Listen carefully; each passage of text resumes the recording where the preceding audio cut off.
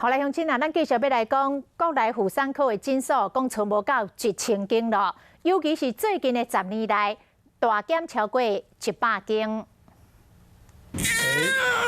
15000到2万上下，现在有接到第3代了，接他孙子啊。这3代同堂多亏你了。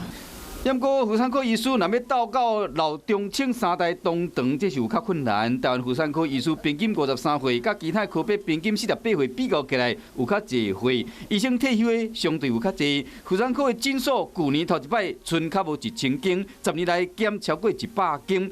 加上超过4成以上妇产科的诊所讲无要接生，安奈安尼？同酬，但是却是不同工。也就是说，你健保给付是一个死的，生的又少，只要出一个问题，老将失手了，他这一辈子可能他就退休了。健保要改，这种辛苦的科必须要改，如果不改，那不会有人来接了。有怀疑子宫内膜瘤会后。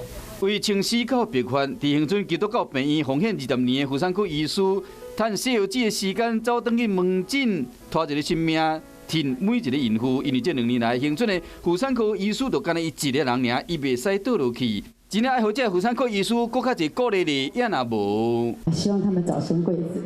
时到你的贵子，唔知要找什么人来接生。